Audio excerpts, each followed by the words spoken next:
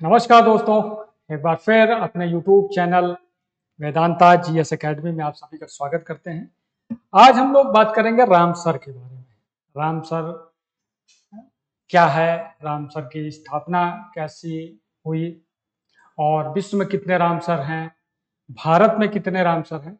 Ramsar का मतलब वो झीलें जो प्राकृतिक रूप से हैं, जो हमारे जलवायु परिवर्तन को कंट्रोल करने में, जैव विविधता में, पक्षियों के संरक्षण में, मछलियों के संरक्षण में काम आता है। जैसे हमारे यहाँ सुंदरबन है, चिल्का झील है। इस तरह भारत में 80 रामसर की स्थापना की गई है और सरकार उनके संरक्षण के लिए, उन्हें उनके पक्षियों के पुनर्वास के लिए, मछलियों के संवर्धन के लिए और जलवायु परिवर्तन को कंट्रोल में रखने के लिए इन सारे रामसरों का वो संरक्षण करती है, देखभाल करती है। लोगों की जीविका आजीविका के भी काम आता है रामसर स्थल। रामसर ईरान का एक शहर है जहां 1971 में आर्द्रभूमि वेटलैंड के संरक्षण के लिए एक अंतर्राष्ट्रीय संधि पर हस्ताक्षर किए गए, जिन्हें रामसर कन्वेंशन कहा जाता है।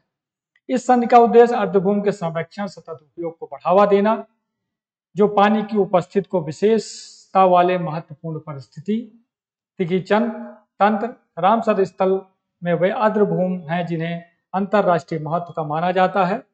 रामसर कन्वेंशन के अंतर्गत सूचीबद्ध किया गया है। रामसर कन्वेंशन यह एक अंतर्राष्ट्रीय संधि है जिसका उद्देश्य आर्द्रभूमि के संरक्षण और सतत उपयोग को बढ़ावा देना। रामसर स्थल उसको बोलते हैं जो वर्ष भर यहाँ पे पानी भरा रहता है, दलदली भूमि है।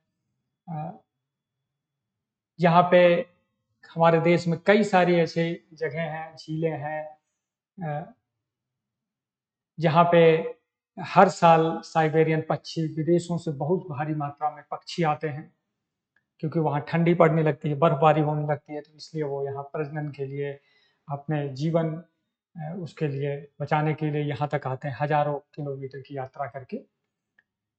या फिर जहाँ बहुतायत में मछली पालन होता है या मछलियों का संरक्षण होता है,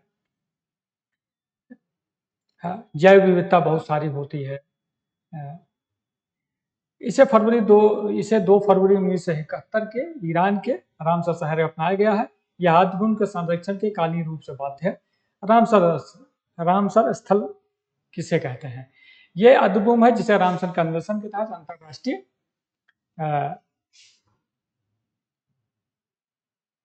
महत्व का माना जाता है। इन स्थलों में जैव विविधता, जल पक्षियों के आवास, अन्य कारकों के संरक्षण में महत्वपूर्ण माना जाता है। दुनिया भर में 25,000 रामसर से अधिक रामसर स्थल हैं, जो 2.5 मिलियन वर्ग किलोमीटर के अधिक क्षेत्र को कवर करते हैं।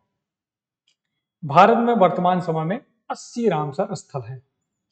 रामसर स्थलों का महत्व यह है, स्थल जैव विविधता के संरक्षण, पानी के विनियमन और जलवायु परिवर्तन के प्रभाव को कम करने में महत्वपूर्ण भूमिका निभाते हैं। ये स्थानीय समुदायों के लिए आजीविका के स्रोत हैं, जो भी प्रदान करते हैं। रामसर स्थलों के संरक्षण और सतत उपयोग से हमारी पृथ्वी के स्वास्थ्य और कल्याण के लिए आवश्यक है। जो रामसर स्थल है, जहाँ बड़ी बड़ी झीलें हैं, वहाँ पे लोग अभी आजीविका के लिए मछली पालन, मछली पकड़ना, या जो जलीय पौधे होते हैं जिससे भोजन सामग्री मतलब एक तरह से तैयार होती है, उसको इकट्ठा करना। तो इस तरह जो है लोग अपनी आजीविका के लिए भी रामसर स्थलों पे आश्रित हैं। उदाहरण के लिए जैसे भारत में चिल्का झील, सुंदरबन और केवलादेव राष्ट्रीय उद्यान को प्रमुख रामसर स्थल हैं। विश्व में ऑस्ट्रेलिया की कोवर्ड प्राइडू, ब्राजील का रियो नीग्रो और कनाडा की क्वींस मॉड खाड़ी कुछ बड़े रामसर स्थल हैं। तो आज हम उसी के लिए बात करेंगे, भारत में कौन कौन से रामसर स्थल हैं। हाँ, अभी पिछले साल किन रामसर स्थलों को भारत में उनको मान्यता दी गई है। कैरियर पर्यावरण और जलवायु परिवर्तन मंत्रालय ने घोषणा की है कि विश्व अर्धभूमि दिवस 2024 की पूर्व संध्या में भारत ने 5 अर्धभूमि को रामसर साइट के रूप में नामित किया है, जिसकी इनकी संख्या 75 से बढ़कर 80 हो गई है।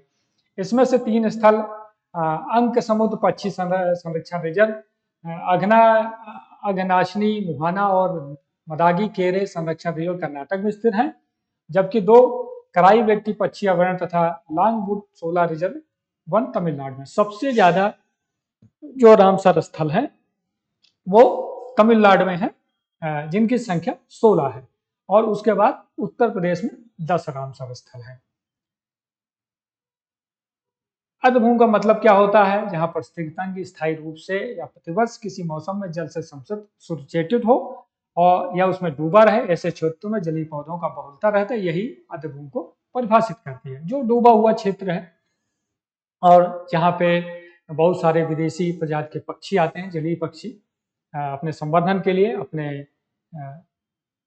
मतलब अपने जीवन यापन के लिए, और मछलियों का संवर्धन होता है, और बहुत सारे लोग उस रामसर स्थलों से, झीलों से, जो अपने जीवन यापन के लिए जो होता है वो काम करते हैं, मछली पकड़ना या खेती करना। इसकी स्थापना 2 फरवरी 1971 को कैप्सियन सागर के दक्षिणी तट पर स्थित रानी शहर रामसर में किया गया था। भारत में यह 1 फरवरी 1982 को लागू किया गया था। भारत में जो रामसर स्थलों की स्थापना को लागू किया गया था वो 1 फरवरी 1982 को लागू हुआ, जिसके तहत अंतर्राष्ट्रीय महत्व के अर्धभूमि को रामसर स्थल के रूप में घोषित किया जाता रहा है। 2 फरवरी 1971 को अर्धभूमि पर राष्ट्रीय समझौते को अपनाने के उद्देश्य से विश्व भर में मनाया जाता है। मतलब हर साल रामसर स्थल को 2 फरवरी को मनाया जाता है। विश्व अर्धभूमि दिवस 2022 का विषय वेस्टलैंड एंड ह्यूमन वेलबींग है, जो हमारे जीवन को बेहतर बनाने में अर्धभूमि की महत्वपूर्ण भूमिका को रेखांकित करता है। नवनामित रामसर स्थलों की विशेषता, जैसे 2 फरवरी 2022 को गुजरात में खिजड़िया वन्यजीव अभयारण्य है, जो उत्तर प्रदेश के बिखरा वन्यजीव अभयारण्य के नाम से 2 नवीनतम रामसर स्थलों को सूचित किया गया है। इसके अलावा कर्नाटक राज्य की सरकार द्वारा पल्लीकर नई मार्शलैंड को रामसर साइट घोषित किया। मतलब हर साल, हर दूसरे साल नई नई जगहों को खोज के जो जैव विविधता जिसमें जहाँ पे है, या जो ऐसे स्थल हैं जो वर्ष भर पानी से डूबे रहते हैं, वैसे स्थलों को ढूंढकर सरकार जो है रामसर स्थलों के रूप में नामित करती रहती है। जैसे अंक समुद्र पक्षी संरक्षण रिजर्व कर्नाटक में जो है वो मानव निर्मित ग्रामीण सिंचाई टैंक है, जो अंक समुद्र गांव के पास 244 एकड़ में फैला है। मतलब ये कुछ रामसर स्थल प्राकृतिक रूप से होते हैं, जो प्राकृतिक रूप से झीलें बनी हुई हैं, या फिर जो नदियों का किनारा है जहाँ पे नदियों के द्वारा लाया हुआ पानी वहाँ साल भर रहता है, या जैसे सुंदरवन है जो गंगा और समुद्र को जोड़ने वाला जो इलाका है, वैसे इलाके होते हैं। तो अब कुछ कृत्रिम रूप से या लोगों के द्वारा बनाए होते हैं, जो सिंचाई के टैंकों के लिए या कृत्रिम जलाशय बनाए जाते हैं, उनको भी सरकारें जो है रामसर स्थल के रूप में घोषित करती रहते हैं। अग्नाशनी ज्वार नदमुख कर्नाटक, यह 4801 हेक्टेयर में क्षेत्र में फैला हुआ है और सागर और अग्नाशनी नदी के संगम पर स्थित है। उसके बाद ज्वार नदमुख का खारा जल, बाढ़ और कटाव जोखिम शमन, जैव विविधता संरक्षण तथा आजीविका की सहायता विविध परिस्थितियों सेवाएं प्रदान करता है। अर्धभूमि में मछली पकड़ने, कृषि, खाद्य बीजों और केकड़ों के संग्रह, झील या जलीय कृषि, एचुरी चावल के खेतों में पारंपरिक मत्स्य पालन, स्थानीय रूप से गन्नी चावल के खेतों के रूप में जाना जाता है, या नमक उत्पादन का समर्थन करने में आजीविका भी प्रदान करता है। खाड़ी की सीमा पर स्थित मैंग्रोव तटों को तूफानों और चक्रवातों से बचाने में भी ये रामसर मदद करते हैं। इसी तरह मगादी केरे संरक्षण रिजर्व कर्नाटक 50 हेक्टेयर क्षेत्र में एक मानव निर्मित अर्धभूमि है जो वर्षा जल को संग्रहित करने हेतु बनाया गया है। इसी तरह कामन पोचड़, अयत्था फेरना और रिवर टर्नस्टना अरेंटिया है तथा 4 लगभग खतरे वाली प्रजातियां हैं, ओरिएंटेड डायट, anhinga, black headed ibis, ये सब प्रजातियां हैं जो यहाँ पे पाली जाती हैं। मादगी केरे दक्षिणी भारत में बार हेडेड हंस एंसर इंडिकस के लिए सबसे बड़े शीतकालीन आश्रय स्थलों में से एक है। इसे विश्व स्तर पर महत्वपूर्ण पक्षी और जैव विविधता क्षेत्र के रूप में IBA के रूप में घोषित किया गया है। पहले ही बताया कि जो विदेशी पक्षी हैं जो आके इन सब रामसर स्थलों में अपना आश्रय ढूंढते हैं। इसी तरह कराई वेट्टी पक्षी अभयारण्य तमिलनाडु में है, जिसमें धान, गन्ना, कपास, मक्का और लाल चने जैसे कृषि फसलों की खेती के लिए किया जाता है। और यहाँ पर पक्षियों की लगभग 198 प्रजातियां दर्ज की गई हैं, जिसमें कुछ महत्वपूर्ण bar headed goose, pintail duck, garganey, northern shoveler, common pochard, Eurasian wigeon, common teal और कॉटन टील जैसी पक्षियों की प्रजातियां हैं जो यहाँ पे पाई जाती हैं कराई वेट्टी। इसके अलावा लॉन्गवुड सेला रिजर्व फॉरेस्ट तमिलनाडु में, इसका नाम सोलाई से लिया गया है जिसका अर्थ है उष्णकटिबंधीय वर्षावन।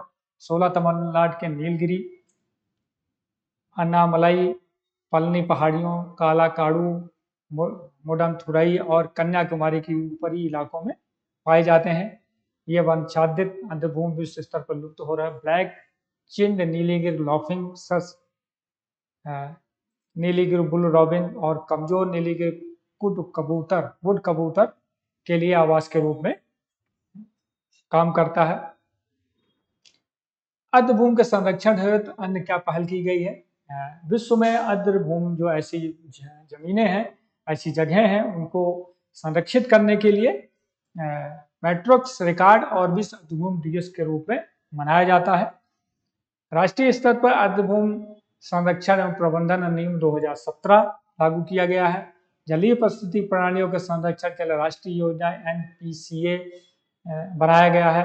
अमृत धरोहर क्षमता निर्माण योजना और राष्ट्रीय अर्धभूमि संरक्षण कार्यक्रम NWCP को लागू किया। इससे कमजोर अर्धभूमि परिस्थिति प्रणाली को खतरे से निपटने और उनके संरक्षण को बढ़ावा देने के लिए 1985 में लॉन्च किया गया था।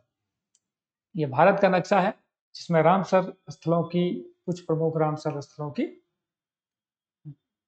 चिन्हित किया गया है। चिल्का झील है उड़ीसा में, वेस्ट बंगाल में सुंदर वेस्टलैंड है, जैसे उत्तर प्रदेश में सूर सरोवर है, या उत्तराखंड में ईशानकंड,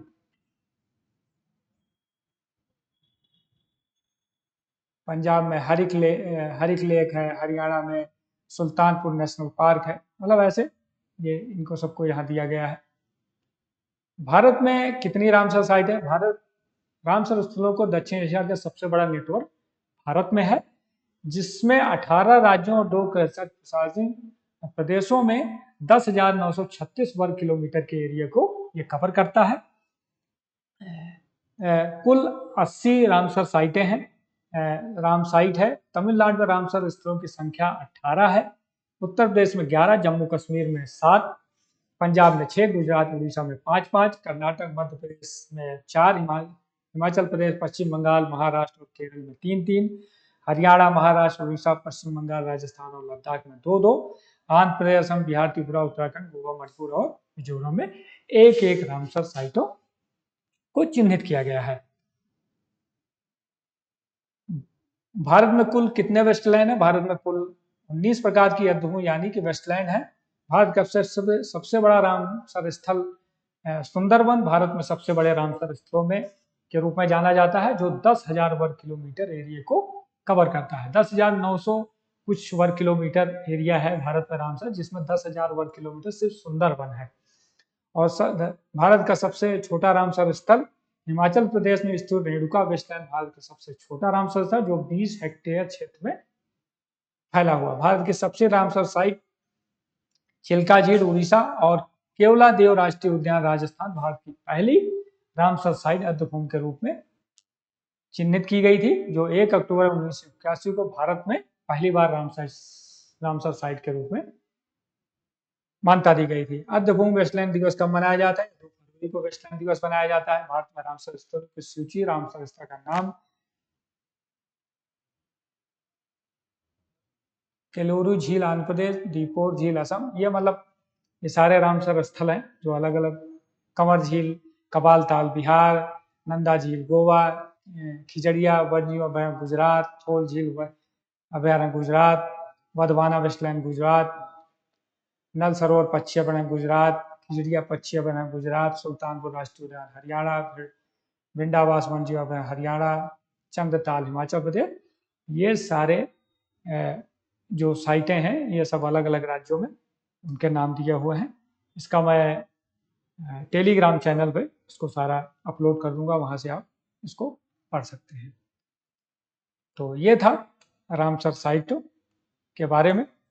भारत में कितनी रामसर साइटें हैं, इसको कब मान्यता दी गई थी, रामसर साइटों को मान्यता कब से स्टार्ट हुई है, तो वह रामसर साइट दिवस के रूप में 2 फरवरी मनाया जाता है। ये कई सारे ऐसे प्रश्न जो है आपसे प्रतियोगी परीक्षाओं में पूछे जाते हैं, या फिर किसी से भी ज़्यादातर इंटरव्यू में जो है पूछे जाते हैं कि आपके राज्य में कौन सा रामसर साइट है और वहाँ कौन से पक्षी का निवास है, या कौन से प्रजाति की मछलियाँ वहाँ पाई जाती हैं, या वहाँ कौन सी खेती होती है।